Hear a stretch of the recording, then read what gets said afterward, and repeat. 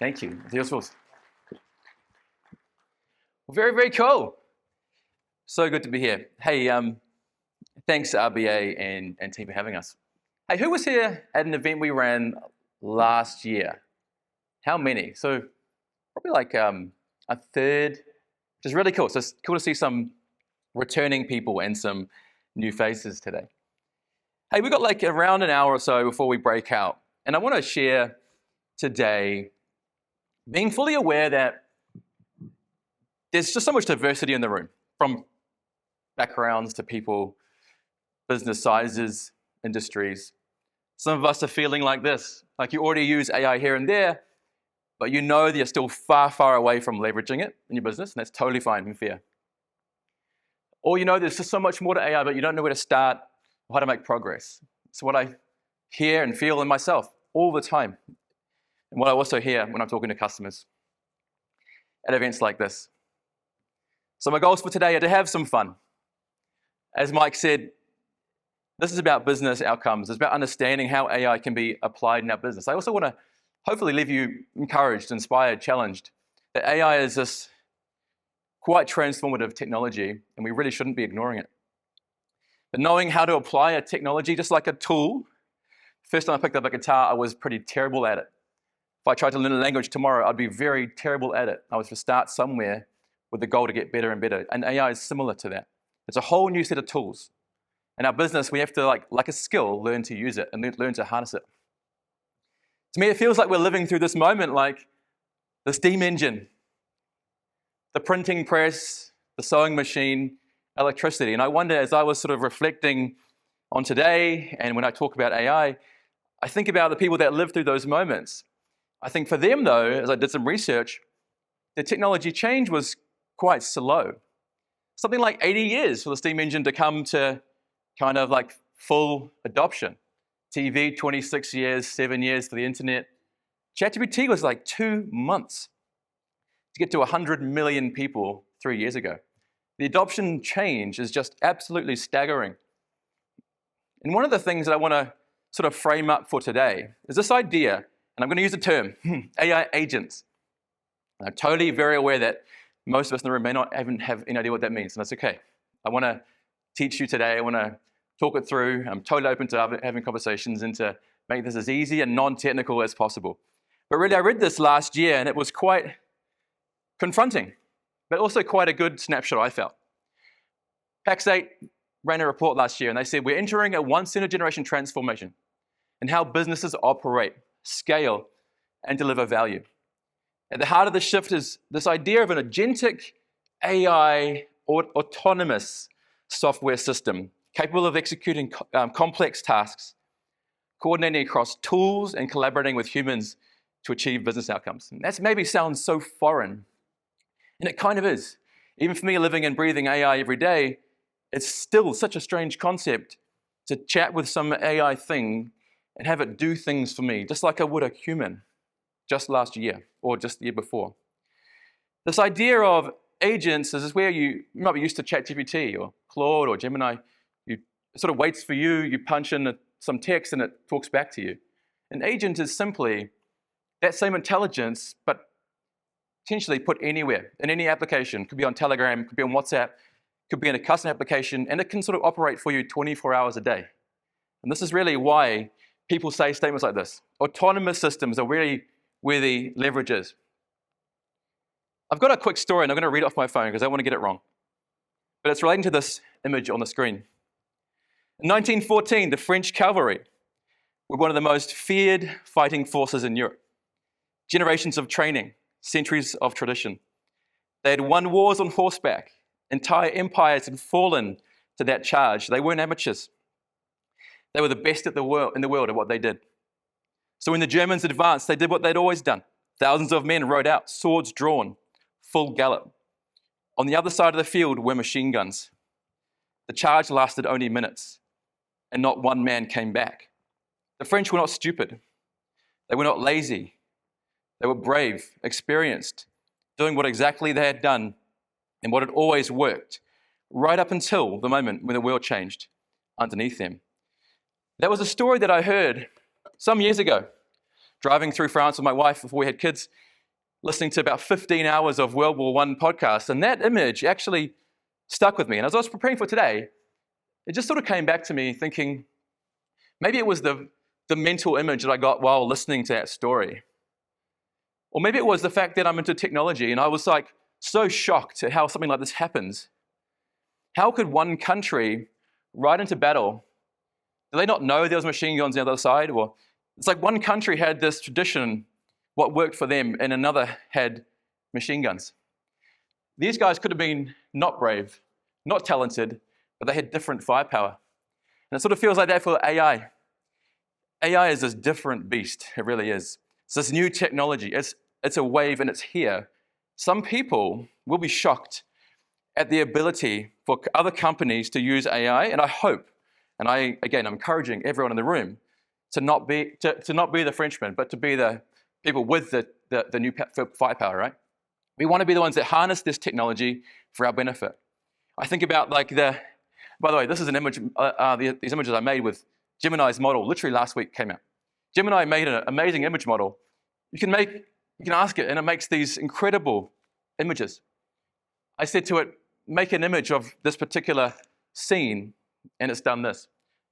The farmer who one day wakes up and looks across the paddock and sees someone on a tractor. Or the driver who was riding a horse, seeing the car go by.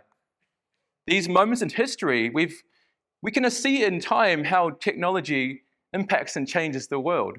And I really believe that we are living in one of those moments. This time last year, we had an event like this. I was on stage here, or at a different venue, and we talked about AI. And even then, AI was so incredible. But I must tell you, AI is even more incredible than it was last year. It's interesting, the world around me sort of feels the same, but the technology that I've been using every day is vastly different. It is so damn smart compared to what it was last year, and it's only getting smarter by the day. So before we kick off, I want to quickly just go through our agenda. I want to talk about what's happening in AI. Some examples of what it can do today. Go through some real businesses, stuff that we're doing with ourselves and in our clients. And then we do have a breakout where I do want you to have some time with the people on your table, as well as there's a few of us from IT team and from the Spark team that'll roam around and talk. This is a time where you could reflect on your own business. You might have a hunch of where you could use AI. We'd love to have the chance to talk to you about that or to give you some ideas. And then I'll simply wrap up at the end. Before I go on though, I just do want to introduce myself. This is my family. I was lucky enough to be born into a family business. Dad started the company in '94. Been working in the company for 15 years and running it for about 10. Got 3 kids, 5 and under. Very, very, very busy. If you think about it, my daughter was born during COVID. So I've had like COVID, kids, AI. The last 5 years is an absolute whirlwind for me. Musician, technology, love family. And for me, it's been so important that we eat our own dog food. And what I mean by that is, when I was first trying AI, like everyone else, in November 2022, on the beach in Tauranga, right? You're like, what is this ChatGPT thing? I realized really quickly that it would change the world and it would likely change our business. I worked that entire year to almost work myself out of my own job in a sense. What I mean by that is I realized our IT business will change and I have to be a step ahead. So what I ended up doing was, we've got an amazing team. They run the company day to day. Of course, I'm still there, but a large amount of my focus is now on AI. I shifted my focus into what's next. And I spend half my time thinking about AI for our own company, as if I'm like a consultant to our own business, and half my time spending on clients, consulting, running workshops, training, running discoveries, helping companies figure this stuff out, and or developing. And we've got a team of people that we now have as well. When I say eating our own dog food, I mean, before I sold anything to anybody, I'd already spent 18 months on my own company trying to figure this stuff out. As the tools are getting better and better by the day, we're making all of this didn't work, this did work, this is going really well. It's not all technology either. You think that IT teams wake up as AI native. Well, I promise you, they're not. Most engineers actually didn't want AI because, engineers, we all wake up thinking that traditionally, we're the ones that are smart. So AI is actually seen as a bit of a threat. So for me as a business owner, business leader, I've taken our company on a journey of AI adoption. It's taken a good couple of years for our team to wholly embrace AI. And it's amazing, actually, in the last 9 months particularly, how much traction we've got after committing to the process for so long. And I've loved talking about AI with companies. I love sharing stories. I love helping companies reimagine what their business could look like in the coming years. So we run these things called AI workshops or discovery processes. Run about 50 or 60 of those now in the last 18 months. That's a bit of a backstory, and we'll go on from here. By the way, I'm going to be doing a bunch of talking, and I'm going to go to my laptop a bit too, because it's going to be a bit of a demo, talk and demo. ChatGPT is like the brilliant person sitting at your desk. They're there to help you if you walk over and ask for a task, right? Most of us have experienced ChatGPT, this kind of AI in a browser. The moment you walk away, they wait there for the next command. An AI agent is like giving a person a job description, giving them the role, the goals, and the tools that they've access to, and they go to work proactively 24 hours a day without you having to ask. And this is really the shift.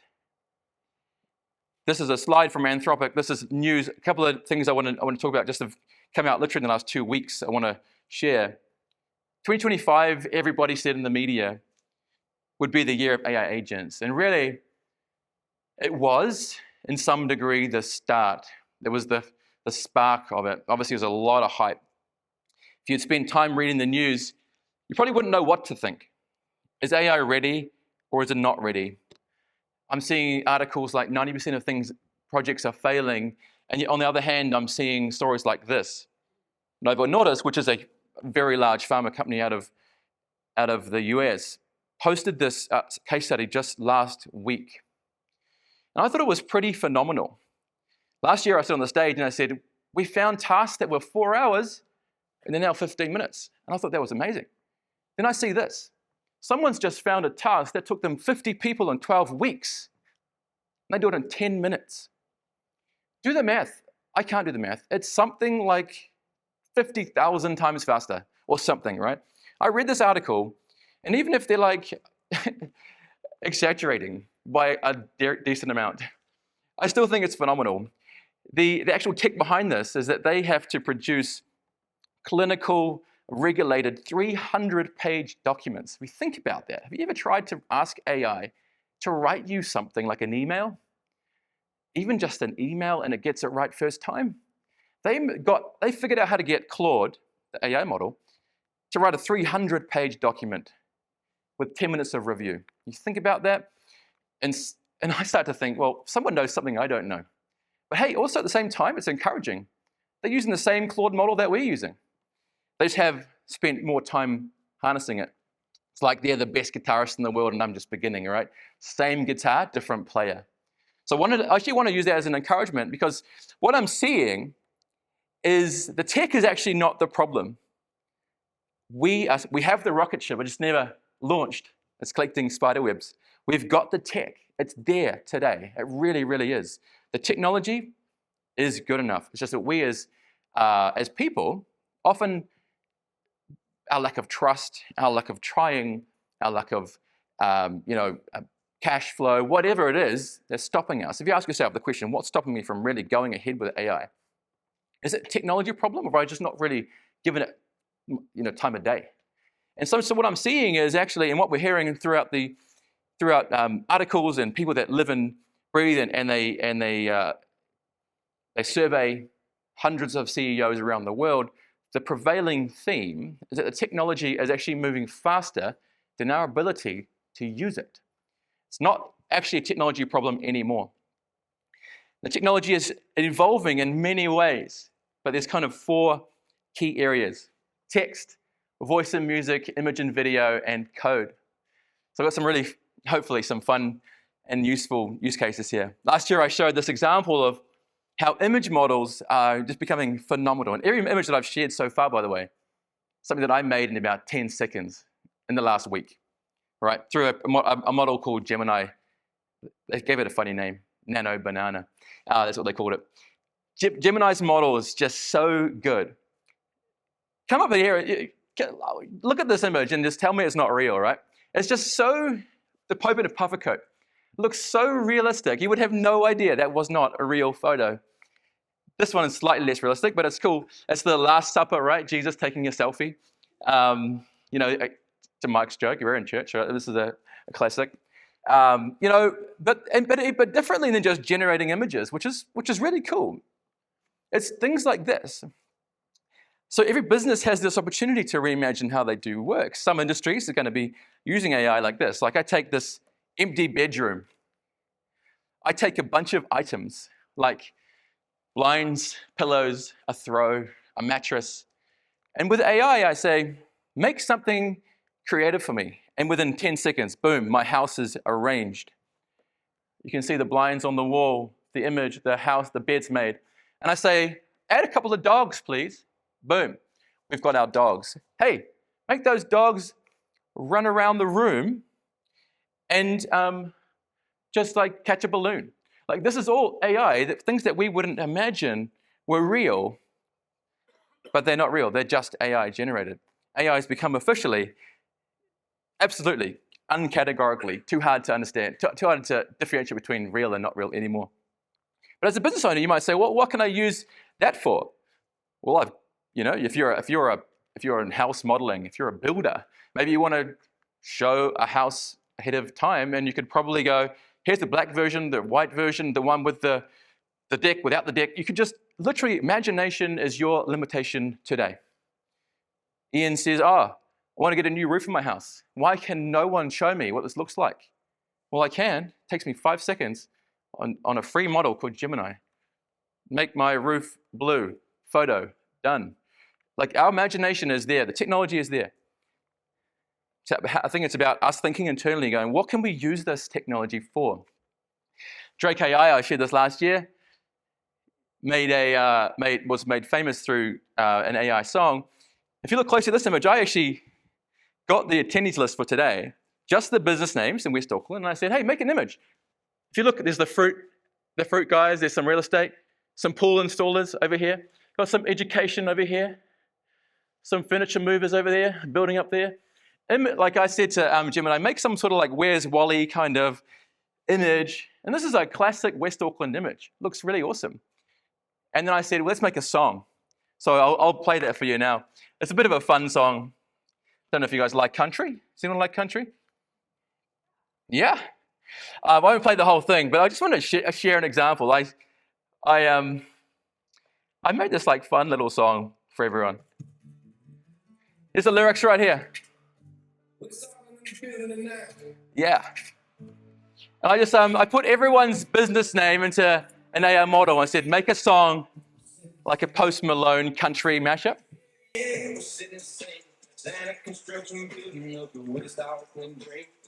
Accent construction right beside him on the back for 60 days a year, never falling behind.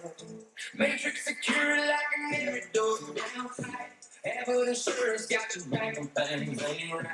Intelligent environment making building smart. West Auckland businesses been killing it from a start. Smart business up, yeah, they lighten up the room. Giving Kiwi companies the bandwidth to bloom. Pacific Garlic trying to zone it out. Perfect flex stretching living's going the extra mile. Hands up, West Auckland. Everybody make some noise. Business owners in the building. Yeah, we're bringing the joy. We can operate. We innovate the game. What's our business, baby? Remember the name. I think it's actually a pretty good little catchy thing. I was driving in this morning and listening to that on the drive-in. I was That was a hit banger. And it goes into verse 2, got every business name in there. Verse 3, I can sing you the song if you want to hear it. I've had my mother request about 12 songs from me now for uncles, aunties, birthdays, emceeing at weddings. Music is one of those things that's changed, that's absolutely changed in the world of AI now. And it really, for me, as I think about it, I challenge myself and those I talk to unlearn what we have learned.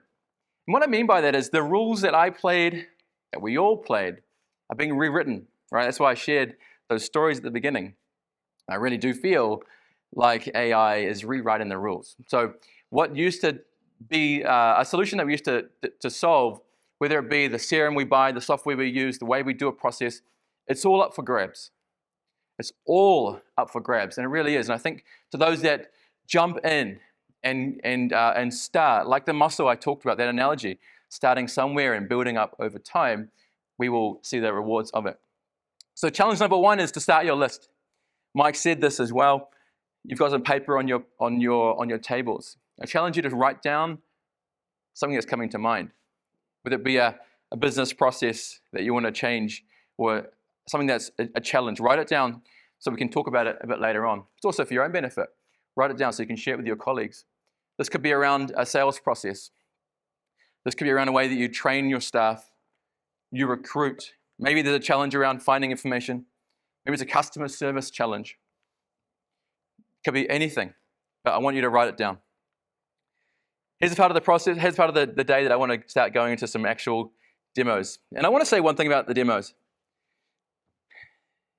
You know, just I suppose like anything, there's one thing to see the end result, another thing to see the journey. Imagine like you've heard the stories, read the books. I see the NBA player, but I don't see the journey, right? We started at 12 and practiced every day. Right? You're going to see some demos here. But I want you to just realize that there's a lot of effort and thinking that went into this particular product. And for you as well, I don't want to just give you a fish. I want to teach you how to fish. Makes sense? I don't want to sort of tell you, hey, there's a cool AI product. I want to do my best to try and get you to think how to think about pulling in AI products into your business, right? It's not just products, it's thinking about, so I want to try and talk through some of the principles behind what we've done. And I want to start with a couple of internal examples. So example number 1 for us was our operations team. Okay, so we're a team, 30 people, IT, service desk team, project team, field engineers that drive to see customers, finance, management, similar to all of you guys, right? Just different roles, sales, account management. As we grew, of course, like everyone, you kind of get this, someone's just got to grease the wheels on the projects because the engineers are doing the work, yeah, but someone's forgetting to communicate properly or someone's not scheduling optimally. So we need that role, the coordinator, to help. As businesses get bigger, you need that role. At the time, we had 3 people in our finance team. My mother, Rochelle, and Shannon. We had also made an acquisition a couple of years ago, and that brought on a lot of admin. So we actually had to hire a person just to manage that. Okay, that's the lay of the land. I had already been talking about AI in our business a lot. Every single staff meeting. I'd been experimenting, trying things. People were starting to gain trust in the company and were for this idea. Shannon herself, we kind of had 2 things happen at once. Shannon herself was quite keen for something new.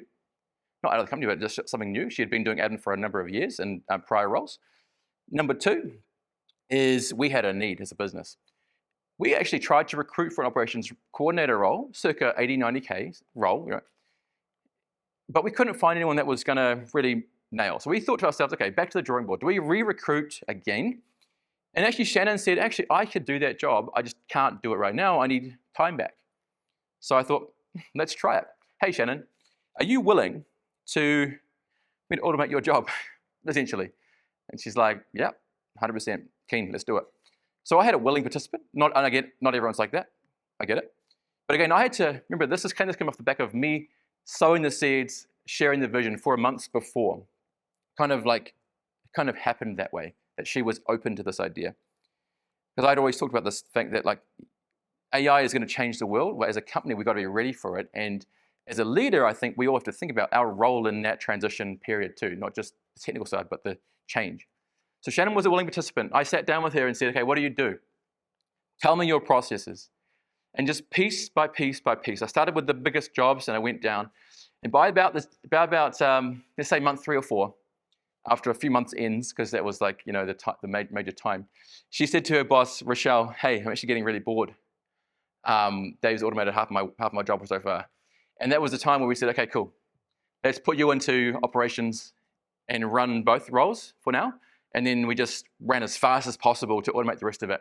Now, she's still got about a day, 3-4 days a month of accounts admin, but her time is now spent operations. So we actually won as a business in 3 ways, right? Number 1, of course, I didn't have to hire a 90K person. That's great.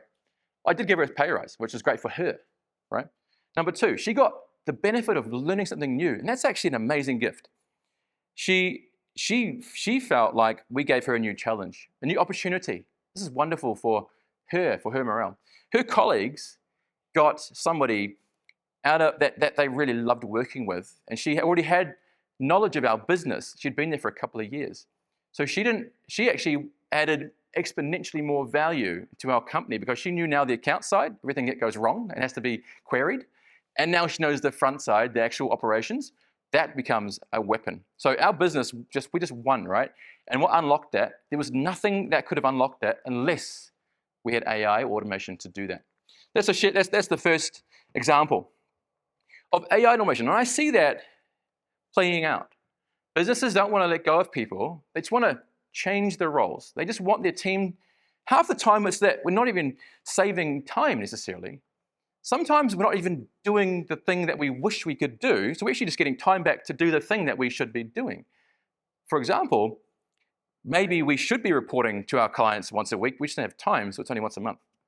Well, that extra time back actually becomes quality improvement, not necessarily hours saved, right? There's that kind of difference, and especially in the SMB business, we're not always looking to, in fact, never looking to lay off people. We're thinking, how can we improve our business through technology?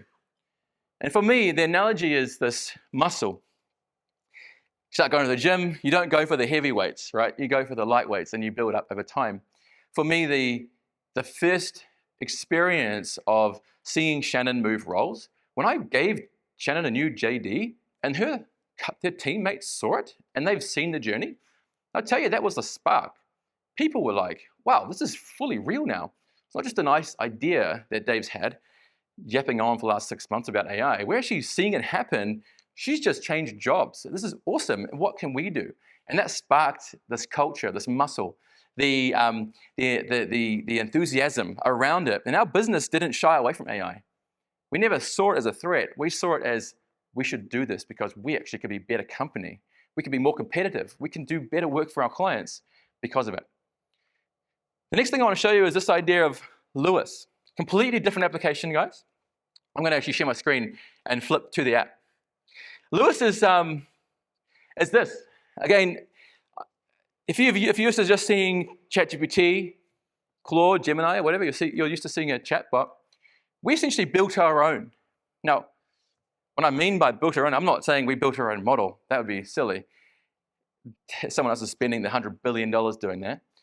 But as a developer, you can essentially leverage the model, the intelligent model, at like a consumption rate basis. Think of the old days with Spark or Telecom. We used to pay for text messages by the 20 cent, right? Just like that, kind of like a consumption-based model. AI lets us consume AI intelligence on like a message-by-message basis. It might cost me 1 cent every time I ask a question, for example. So we built our own application, which we use internally. And this is different than ChatGPT. The difference between this ChatGPT is that this app participates in our workflow. I got some people in the room here, you can work for us that can vouch for their own role. What I mean by participates in the workflow is that we have, just like you, a CRM, a job system, timesheets, tracking, scheduling, right? The old way of doing, or the traditional way of doing, so I was a project manager and I said, I've got 20 projects to manage.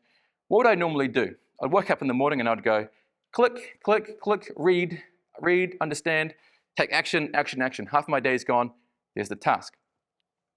What Lewis can do is abstract away the clicking. Lewis can go into our systems, retrieve data, analyze that data, and tell me what it's found. So Ian can go, hey, I'm going to go see customer ABC in an hour. Tell me what's happened in the last 30 days. Lewis, I'm going to go get coffee. Lewis goes away and does that heavy lifting. Comes back with an essay on exactly what's happened and its intelligence, right? The same way that you give ChatGPT a document and it can summarize it, Lewis ties into our systems, right? Makes sense? So I could ask it a question like I've got here on the screen. What are my open tickets? Give me a daily briefing. Log some time for me. Search these tickets. Project status.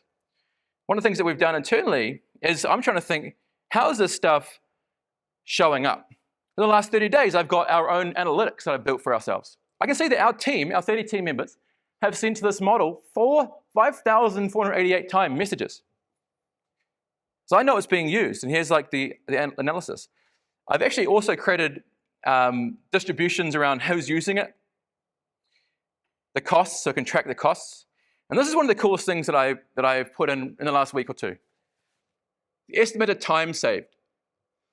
What I've done is I've broken down, remember I said to you that this is doing tasks. So if I said I want to analyze a project, analyzing a project takes me a certain amount of minutes, right? Because I've got to do these tasks. What I've done is I reverse engineered every single task that the Lewis system would do for me, and I've broken it down into an estimated minutes.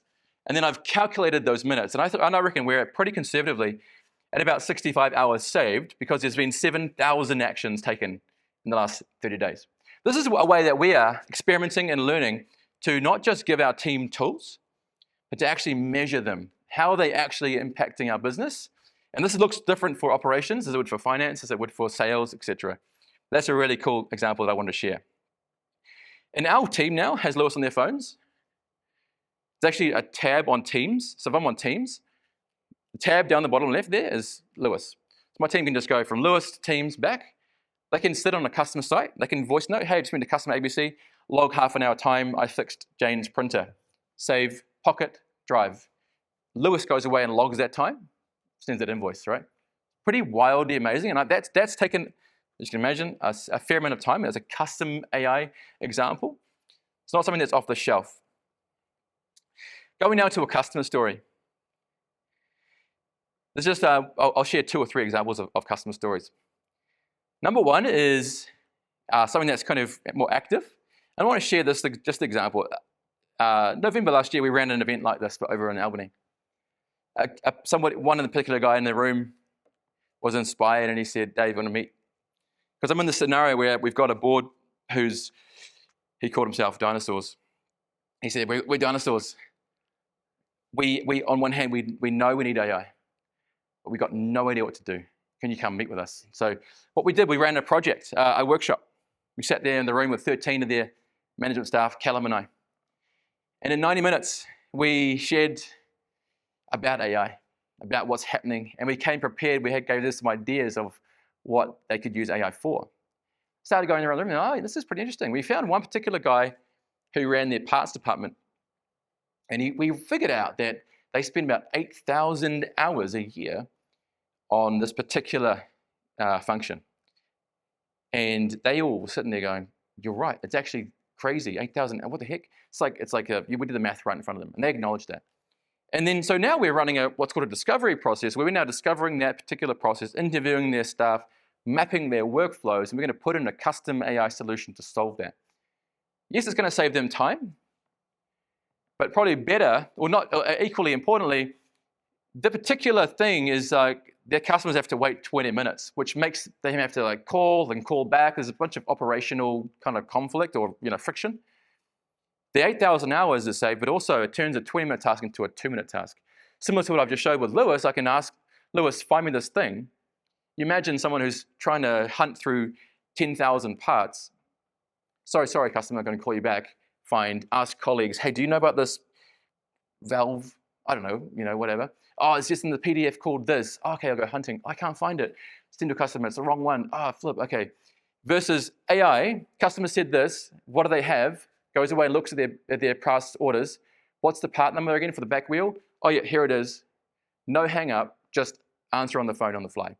So for them, operationally, this is saving, but it's more than that. It's a competitive advantage now. It's way beyond. It's like we're going to be able to outcompete any competitor because we're so much faster, smoother. Customers are going to want to work with us because of these reasons. It's beyond hours. This is an example that came out of a process because we don't know, right? So we think to ourselves, oh, I think this is our number one thing. But until you talk about it as a team, that's, I think, where the magic happens. Another example of, and again, these lessons I'm trying to share, hopefully incite ideas for you. And again, I'm trying to think how I can unlock the principles of what I'm talking about. Another example, not every single project is this big, flashy project. This is an example of a lesson that someone started small. A client came to me kind of mid last year. Small company, literally 4 or 5 people. And he said to me, I think AI can do something for me. I don't really know what. There's this one pain in the ass task though that I have to do every week. I've got to go to the site A, B, C, D, E. I've got to scrape data off it, copy, paste, and I track this spreadsheet, which I then send to my team. They look at the spreadsheet and they take actions. That task is like 4 to 6 hours a week. It's really painful. Could you maybe do that? I said, yeah, sweet. Let's build a web scraper. So you may not know, this is not technically AI.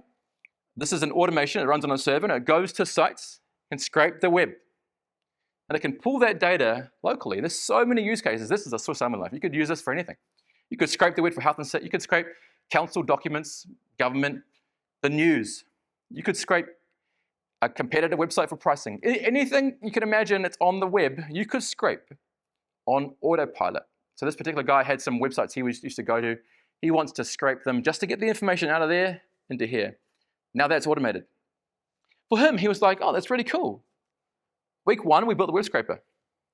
Week 2, he goes, oh, actually, now that it's there, I've actually got a few rules that once the data's in there, I need to handle this. And part of it's emailing a supplier.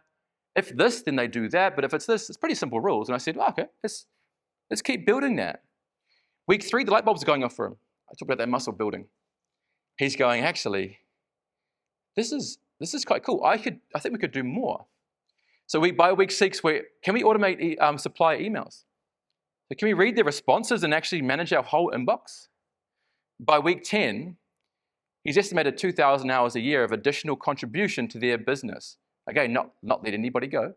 Just those 4 or 5 people now can probably bring on 20% more customers before the next hire. Straight to the bottom line, right? In terms of like what they can do as a team. This is a simple example of you've got a bunch of processes in your company. Which ones can we automate? And there's an example of actually automation for part of it and then AI for the other part. AI reading an inbox, judging a supplier email, categorizing it and saying, based on these rules, the supplier said this, I'm going to do that. Getting to a point where you've got enough confidence that AI can handle that. Takes a bit of time. Trust me, it takes a bit of evaluation, but it's definitely doable. Next story I want to share, a client called Waterware. They're out in East Tamaki, 35 employees in Auckland. They used to have 3 people managing their purchase orders full time. This is a really cool story, and I really like working with this customer. They'd already done work with us on the IT side for a few years, so we kind of knew their business quite well already. One of these 3 people went on maternity leave. And kind of like unfortunate timing, another actually quit, leaving one girl to do the entire role by herself. And at the time, again, maybe timing, serendipitous timing. We'd already been talking to them. We'd run a workshop only months prior. So they were in this mindset of, oh, maybe we could take a risk. Instead of having to backfill that role, why don't we just try and automate? Dave, can we do something? So we rapidly pulled together a solution. And the solution was, the challenge was, how do we pull supplier PDFs that come in an inbox by the drove, right? 50 orders a day, 100, whatever it is. And I sat with them, mapped their workflows. What I realized is there's a bunch of business rules. Is this customer on stop credit? Are they in our system? Do we have the products that they're asking for? Are they in stock? Right, like 10 rules. And the process was these people would manage an inbox, like an orders at Waterware, something like that. They'd get the PDF on one screen, they'd have their system on the other screen, and they would just split their copy and pasting. And they'll do some double checks as well. What we ended up building, I said to them, well, I could automate this 100%, but you know what? I'm actually a little bit risk adverse in this particular thing because I don't want AI to get it wrong. Why don't we give you a human in the loop? That way you get the best of both worlds. You get all the admin taken away, and you put the final order approval in the hands of the person in the job. Happy days, seemed really good. We actually ended up building them a completely custom application. Very simple. On the left-hand side was essentially their inbox. They no longer looked at the inbox because I scraped the PDFs out of the inbox, put them here. In the middle is the PDF attachment. On the right is all of the extracted data and little things like the orange means, yes, it did match against their system. The 195 means, yes, we've got it in stock, and things like that. So all they did, you see the top right there, it says delete. Well, this is an approved order, so you'll normally see an approve button there.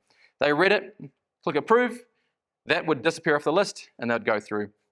And I tell you, for them, the business was already feeling that major pressure from, in the construction industry. They were in the supply chain, right? They're delivering to houses and things around their tapware and all that.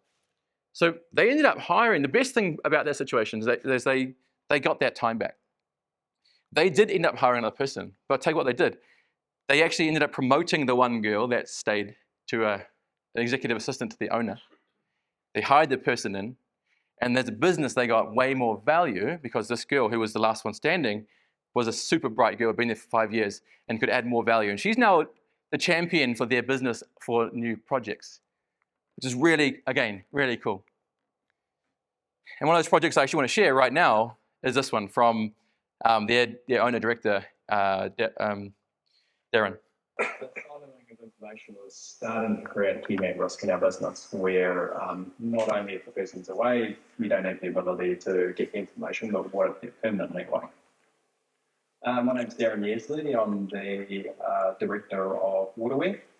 Waterware's a medium-sized family company. Our team's about 35 people. The key trigger was, it was quite selfish. I ran the technical team, and I had a lot of demands on, just because I've been there so long, I have so much knowledge which had been built up over so many years, and I really recognised that there's a risk for the business. And so I started developing this knowledge base to help have like a database where all that information lived. Because of the way the database worked, you had to have a certain level of knowledge to be able to really understand what the database was saying. And so the advantage of having a chatbot is it puts in a natural language. So now you can have someone who's got a very low level of specific information about a particular product or whatever, and it can be explained to them in a way which they can understand. So Gandalf is a chatbot like ChatGPT, but it's trained specifically on our internal knowledge. So it allows us to have like an interface which is very easy and accessible for everybody. For instance, you will get a customer inquiry where they've got a problem with an appliance. You can ask Gandalf what that problem is. It'll explain what the solution is. It'll tell you what the spare part number is. It'll tell you whether you've got it in stock, and if you've already shipped it to the client, it will give you the tracking information, all from one interface. Yeah, so I found the process very easy. I think from concept to first live working model, it's like 4 or 5 weeks, I think. It was amazing. Never really knew that this type of technology was so accessible. And it wasn't until we talked to the team at IT360 that they really opened my eyes and thought, oh, wow, actually, this is much more achievable than it had ever been in the past and for a reasonable cost. And so when we looked at actually how much it costs to develop this type of technology and implement it, the value proposition was it was a no-brainer. Yeah, I think that's so cool. So Gandalf, I shared Lewis before, right? Well, Gandalf was actually their internal name. When we came up with an idea, they said, we want to call this thing Gandalf. So, and it's like their designer created this little fun graphic. Because part of AI, I think, is you have to have a bit of fun. You have to have it be used by the team, right? I've learned this in my years of technology so far, working with customers. And I'm sure you've all experienced this. technology is only as good as the people that actually use it, right? We can put in the CRM, if no one uses it, you're like running uphill with a rake trying to push water, right? The technology needs to be used. And this is the story I shared earlier with the rocket ship gaining cobwebs. We can put the tech there, but if no one uses it, we just simply gains dust. Gandalf was this brainchild of myself and Darren. He explained this story so well. They're a technical business. They get customers calling their non-technical customer service team who are constantly trying to tap the technical resources, tap the sales resources, the project resources. We realized the data is always there. Just no one knew enough to go. But you know what? Who does know enough? Gandalf. Gandalf has access. We figured out how to securely and safely and quickly give access to all that data. Someone on the phone can put a customer name in. Gandalf finds that person, finds the orders. Gandalf can look up a product for you, find out what was sold with it, find out, as Darren said, the courier tracking, the error codes. They can manage projects that way, all through natural language. Another example is this one here. And I'm mindful we started a little bit late today, so I think we've got another 15 or so before we wrap up. Sometimes I imagine some people think, well, one of the reasons I can't do AI is because our data is not there, or something like that. And that might be true, potentially. But one company that we did a project with, and we're doing a project with, is this one. We're really proud of this one because, I don't know if you can see this, but that's a piece of paper on the left there. So similar to Lewis, I'll just log into it real quick. Similar to a piece of, I can log in Microsoft, here we go, continue Microsoft, I can log in. If I click into an application like this, I can click in. You might see this as a piece of paper, right? I personally can barely read that writing. And yet on the right-hand side, we've had an AI process extract the handwriting. So this business is a company that didn't want to go through a massive digital transformation.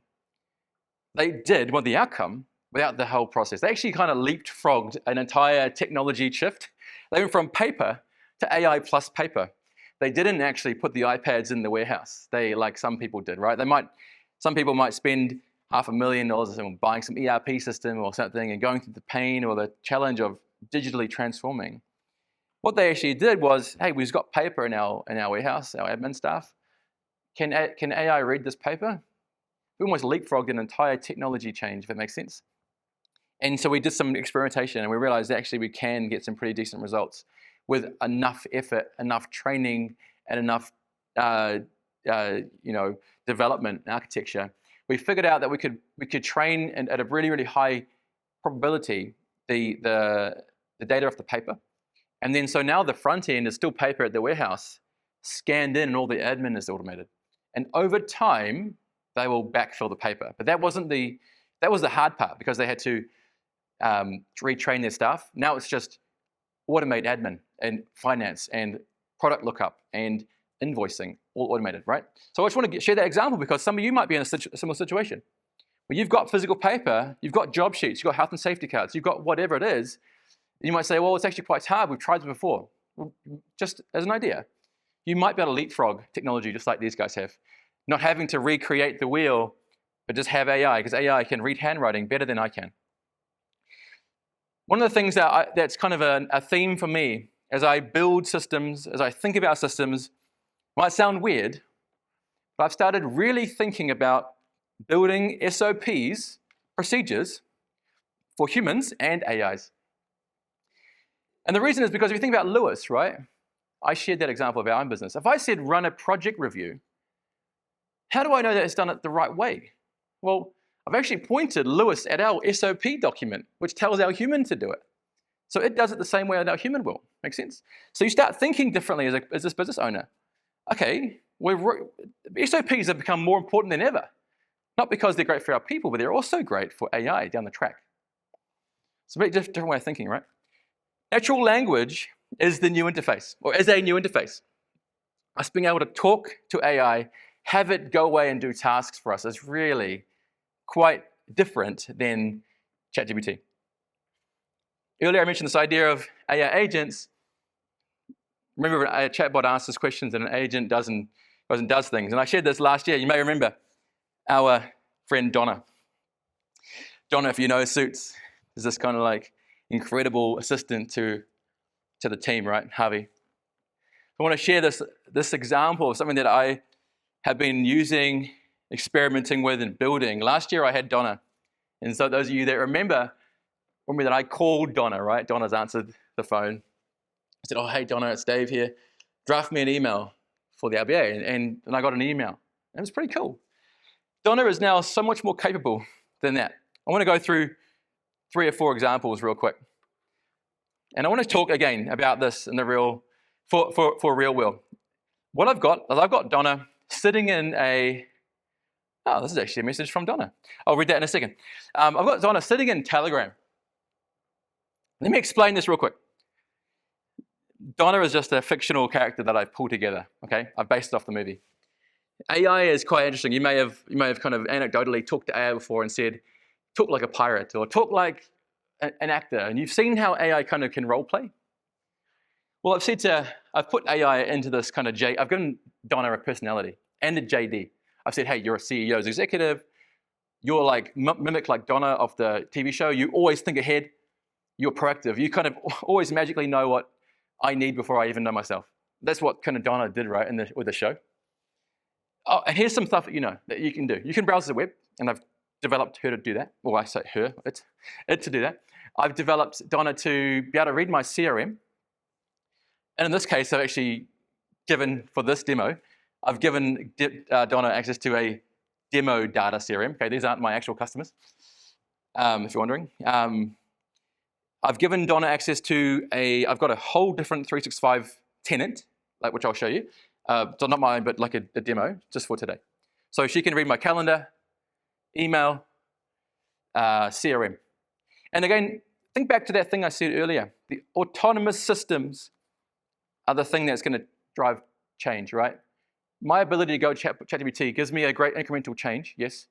But the ability for an AI to sort of be always on 24/7, that's wildly different than waiting for me to give some instructions.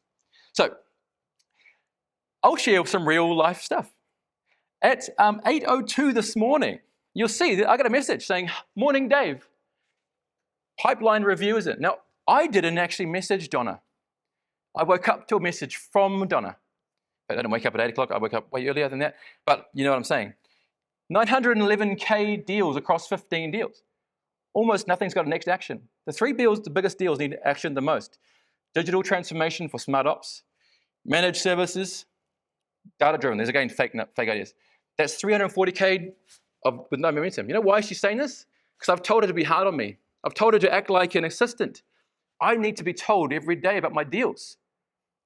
I would normally have to pay someone to go in and tell me to do that. Now I've developed a system which can do it. Hope you're getting the message. For some people, imagine executives, sales managers. In fact, working with a company right now who said to me 75% of his week is spent chasing his 10 salespeople. I showed him this and he just jaw dropped and said, I want that now because that will give me 30 hours of my life back to go and sell more stuff. And they will get their own message like this in their own inbox every morning without me having to do it. Small win. Smart Ops Network upgrade was touched yesterday. Keep it moving. Go smash the RBA today. Because you looked at my calendar this morning and realized it's on my calendar. Isn't that so cool? Then right now, as we're talking, 9:30 a.m. Again, top 3 deals by value, deals by stage, stale deals. Okay. Donna, thank you so much. Hey, one of the biggest things that I want to actually, I've got a meeting with Mike Hannon from Smart Ops tomorrow.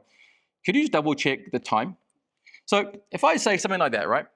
I'm going to, while she's working, I'm going to flick back to my computer. I've got my demo mailbox here. Again, this is my fake demo. I can see here, RBA conference. I got coffee with Mike Hannon tomorrow. Oh, look, the coffee with Mike Hannon is booked tomorrow at 1 to 1:30. That's confirmed in your calendar. Hey, could you find Mike's number and just actually quickly give him a call just to confirm? So I've actually, just just as an example, I was mucking around with this and I was going, I could give Donna a number and a voice. Let's see if Mike gets a phone call.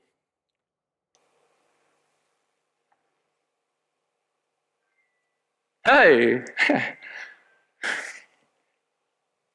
Hi, Mike speaking. Hey, Mike. This is Donna calling on behalf of Dave Wilson from IT360. How are you doing? I'm just ringing to confirm your coffee catch-up with Dave tomorrow, Friday the 6th of March at 1 p.m. Does that time still work for you? Yeah, just let me have a quick check in my calendar. I'm going to need to push that. Take your time. I'm going to need to push that meeting back by half an hour. I've just got something else coming up. I've got a troublesome staff member called Onish. So if you can push that back by half an hour, that'd be awesome. Can you also just check if Dave can get me a trim flat white with one sweetener, please? He owes me a coffee. Noted on the coffee order. I'll pass that along to Dave, and no worries at all about pushing it back. So we're looking at 1:30 instead. I'll get that updated. Do you know the location, or is that something Dave's sorted on his end? Yeah, I think we're, maybe just check with him, but I think we're meeting at Rosebank Kitchen. That's normally where we catch up. Perfect. Burroughs Bank Kitchen at 1:30, but I'll confirm that with Dave and get the calendar updated, and I'll make sure he knows about the trim flat white with one sweetener too. Is there anything else you need before tomorrow? Maybe just give Dave a reminder an hour before the meeting. He's sometimes running late. So if he could just give me a call and tell me he's actually in the car and en route, that'd be awesome. That'd give me a lot of confidence. Got it. So you'd like Dave to give you a quick call when he's on his way, just to give you a heads up he's en route. I'll make sure he knows. Leave it with me, Mike. I'll get the calendar updated and shoot Dave a message now. Hope the staff situation sorts itself out. Good luck with that one. Oh. Yeah, he's problematic, but we'll get there.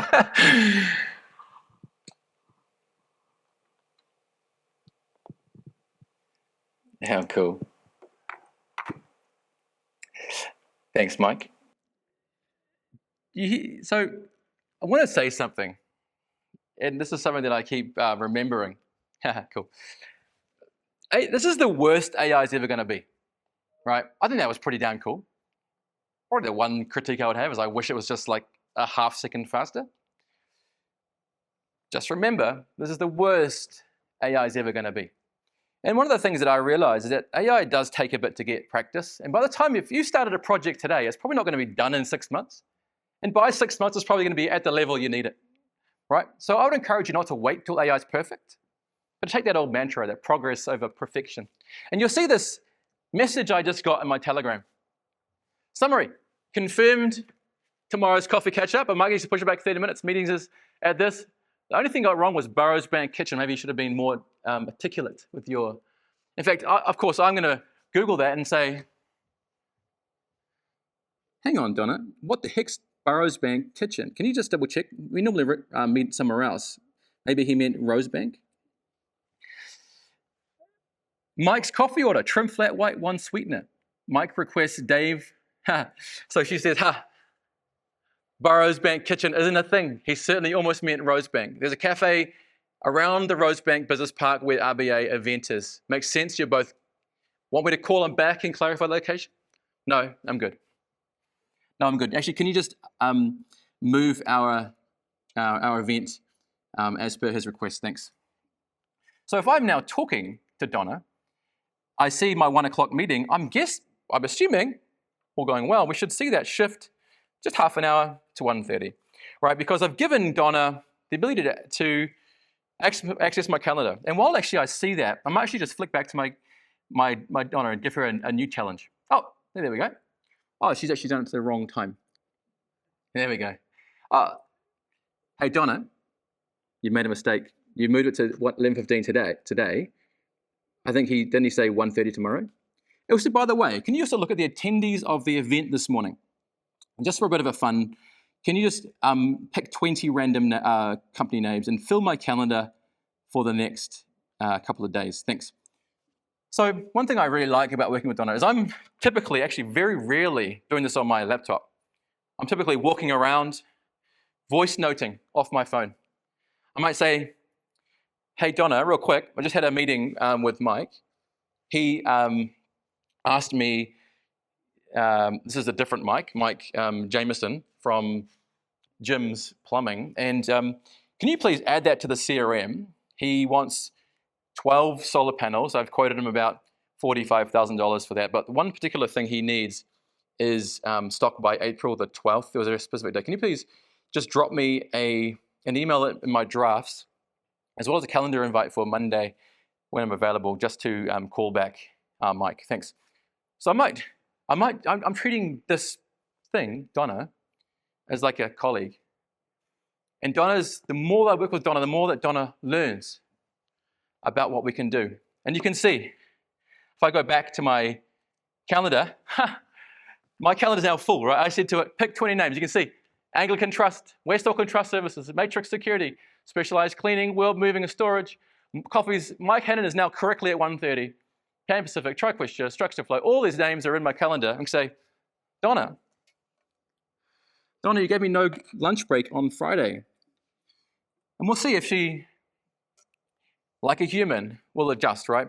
I can say to Donna, you think about the things that I can now give Donna. This is an example of an assistant, an AI assistant, who's very smart, got access to my stuff. I can say to Donna, research these companies, do ahead of time. There's so much we can do with an autonomous system. I was going to give you like a little teaser, a little taste of what AI is and how it's different than perhaps what you've used to using ChatGPT. Again, to summarize that, if I go back to my inbox now, firstly, I see the email from Donna here too, by the way. Just got off the phone from Mike Hannon. Quick note, time pushed back, location, Mike's coffee, action needed from you. And if I click into here, to my drafts, boom, that's not Donna, by the way. That's not Donna. Hi, Mike, great to meet you, the RBA. As discussed, I've pulled together a quote for 12 solar panels at 45K. I've noted your requirements. So she's just drafted that email from me in my Outlook. Happy days. You can imagine how fast and efficient you could be if you and your team were using tech like this. And that really does come, I want to close kind of this first part. Firstly, there's a bit of, I think there's a little session where we need to start breaking into our tables and really start to think about what I've said. And I want to leave you with this idea again. You must unlearn what you've learned. It's an encouragement to say, let's challenge the status quo. Let's think about how you currently do business. What if you could wake up to an email from an AI that told you about the state of your company? What if every one of your employees had their projects managed overnight so that they are hitting the ground running in the morning, not spending their, you know what I mean? There's just things you could think about across your organization. How can you leverage this autonomous smart tech differently than you're currently doing it? So that's what I want to share for now. We got a little bit at the end where we're going to go around the tables the next half hour or so. I want to start talking about the sales example, the finance example, the operations, customer service executive. I want you to share a challenge that's come to mind today. I want you to discuss it with your table. If AI could just do one thing for you, I mean, feel free to do more than one, but let's just pick one thing, at least in this year, what would it be? And I think that's it. I would love you to now break. We'll roam around. If you've got any questions, just yell out as well. And we'll try and circulate. We'll be about 25 minutes, 30 minutes, so 10:40-ish. Okay, all good? Thanks, everybody. Oh, there's some food as well coming out. Yeah, thanks, team.